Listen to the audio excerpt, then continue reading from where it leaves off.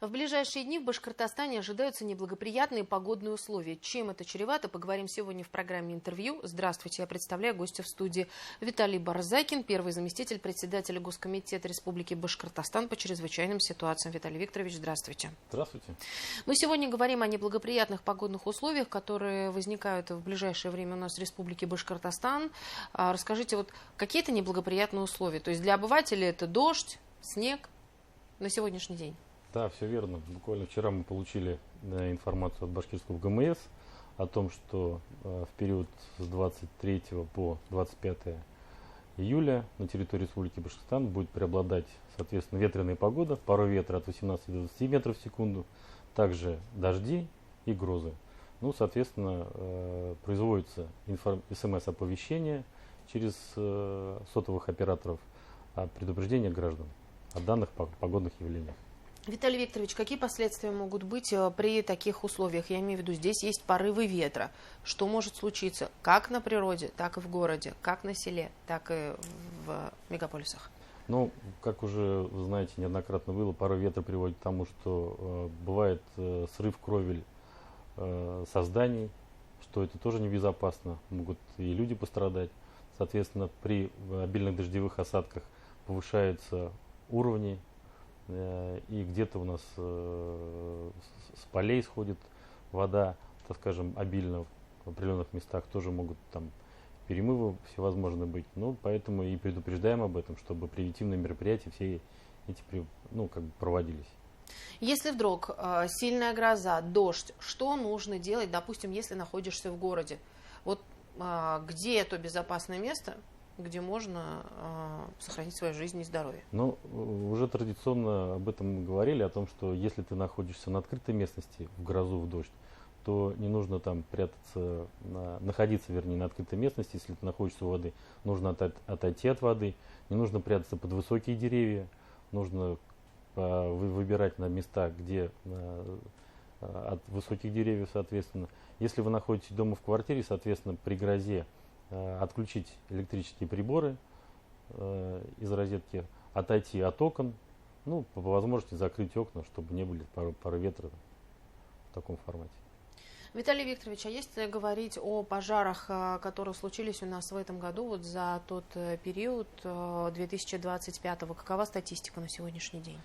Ну, на сегодняшний день количество пожаров по сравнению с логичным периодом прошлого года у нас идет уменьшение. В этом году у нас произошло более 4700 пожаров, уменьшение с прошлым годом на 700 пожаров. Но при этом у нас идет печальная статистика по гибели. По гибели людей мы превышаем на 4 человека, аналогичный период прошлого года. При этом количество спасенных, травмированных у нас уменьшается. Погибло 12 детей вот в этом году за минувший период. Эта статистика, вы говорите, она увеличивается по сравнению с прошлым годом. Как думаете, какие причины? Ну да, совершенно верно. В этом году у нас уже погибло 12 человек. В том году на этот период же было 8 человек.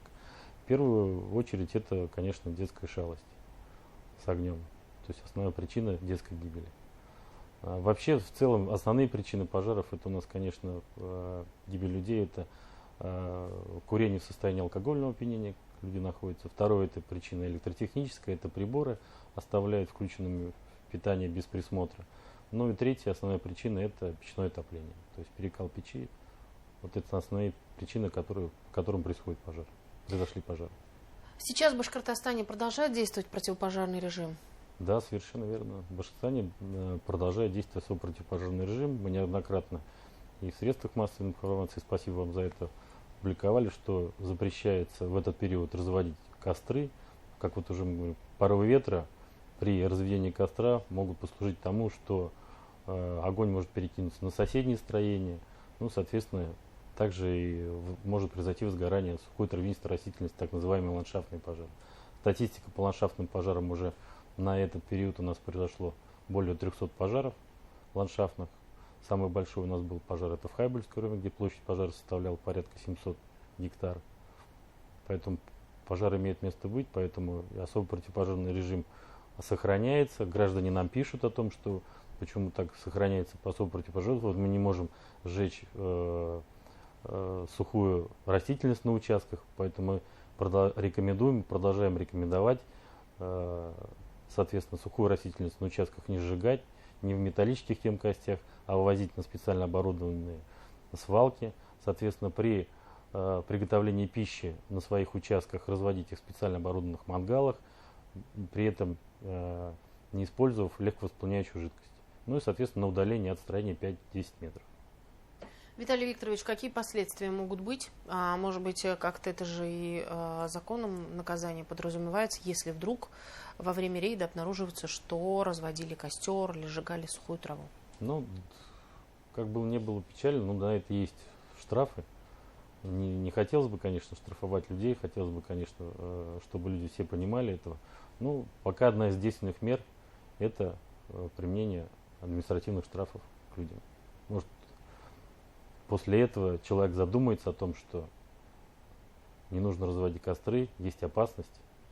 И опасность не только ему, но и соседям, вокруг его окружающим людям. Виталий Викторович, давайте поговорим и о другой стихии, которая сейчас особенно популярна. Я сейчас говорю о воде, о тех событиях, которые происходят на пляже. Погода бывает по-разному, когда-то теплее, когда-то холоднее, но тем не менее и жители республики отправляются на водоемы. Какова статистика именно вот в этом направлении? Да, совершенно правы. Погода нам благоприятствует. Много людей идут отдыхать к воде. В рамках этого в республике разработана программа по безопасности на воде, в рамках которой открываются санкционированные пляжи, которые, соответственно, декларируются. Также в текущем году запустили мы такое понятие, как место отдыха у воды, согласно программы. На сегодняшний день у нас задекларировано 194 пляжа. Общее количество 324 места отдыха у воды у нас имеется. То есть вся информация размещается как на сайтах муниципалитетов. То есть если человек хочет пойти, приехал и отдохнуть, он может посмотреть на сайте муниципалитета, где расположен пляж, где ему небезопасно отдыхать, соответственно. И также на сайте Госкомитета. Соответственно, пляжи, в чем отличие от пляжей и мест отдыха у воды? В первую очередь, там и там проверяется дно, чтобы оно было безопасно, без всяких ям. Делается ограждение линии купания. В безопасном месте отдыха у воды еще дополнительно, значит, не дополнительно, а дежурят, соответственно, спасатели и установлены, соответственно, спасательные средства спасения.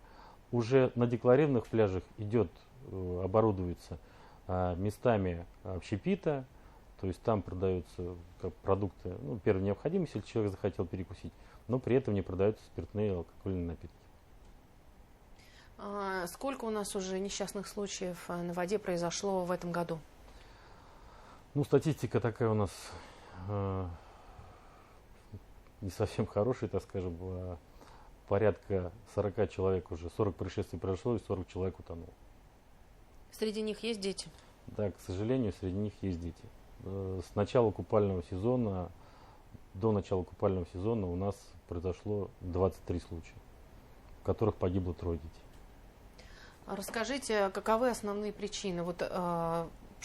Почему так происходит? Родители оставляют детей. Первая основная причина, по которой люди тонут, и мы видим это купание в несанкционированных местах. То есть муниципалитетами проводится работа, там, где запрещено купаться, выставляются аншлаги.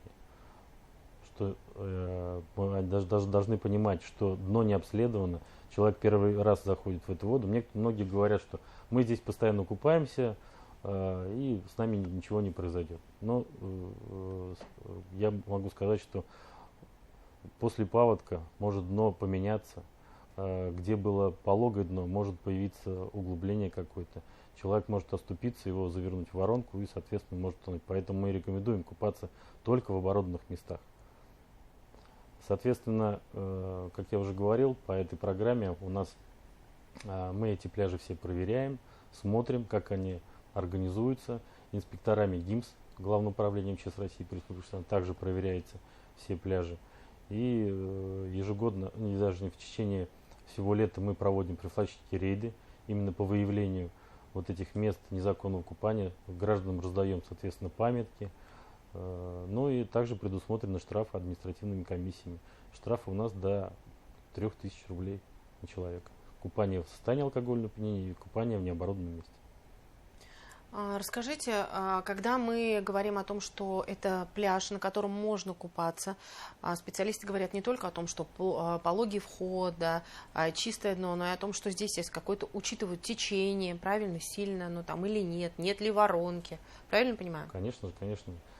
Пляжи, места отдыха воды проверяются водолазами, то есть не просто обследование, проверяется наличие, как вы уже сказали, да, всевозможных ям, всевозможных подводных там каких-нибудь коряк, которые принесло в период паводка. То есть это все убирается, это все обследуется, соответственно, чтобы человек безопасно мог зайти в воду. Ну и самое главное, это ограждение того периметра, на который человек может заплывать.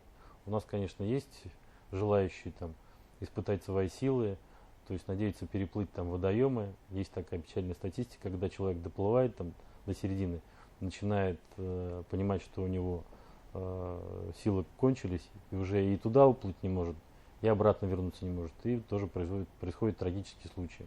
Кто-то, допустим, не рассчитывает температуру воды, в результате которой может произойти судорога, и человек тоже может утонуть. Соответственно, о всех вот этих случаях, как себя вести на воде, рассказывается благодаря вам, мы рассказываем ежегодно. И также можете посмотреть на сайтах Госкомитета ПЧС, Главного управления, как нужно себя вести в период, если вы находитесь на воде, что-то с вами произошло. Всевозможные памятки там имеются. Виталий Викторович, какие бы вы рекомендации дали для тех, кто отправляется отдыхать на воду или, допустим, просто в какой-то, да, лесной фонд, где не рекомендуется разводить огонь? Ну, что говорится с воды по воде? Значит, у нас сейчас очень большое количество людей сплавляется по рекам республики, то есть это, так скажем, традиционный отдых, поэтому рекомендую, если вы выходите на воду, соответственно, находиться на воде, на плоту, на катамаране, обязательно в жилете, чтобы все были в жилетах, но соблюдать элементарные правила безопасности, соответственно, не распивать спиртные напитки, когда вы идете по воде соответственно, на катамаране или на плоту, на всевозможном. Соответственно, если вы пришли выбираете отдых пляжный, то надо выбирать именно те оборудованные места, которые имеются, дежурят спасатели, которые в любой момент могут прийти на помощь. Потому что не только с человеком может в воде произойти какая-то трагическая ситуация, также может человеку просто стать и плохо от температуры перегрева. Спасатели как раз они обучены, придут на помощь, вызовут соответствующие службы и окажут первую доврачебную помощь. Ну, соответственно, для леса это самое главное, это не разводить костры в лесу. И, как говорится, у нас везде таблички у нас висят, берегите лес, поэтому в лесу надо быть аккуратней. Много животных диких, поэтому всегда надо выбирать маршруты.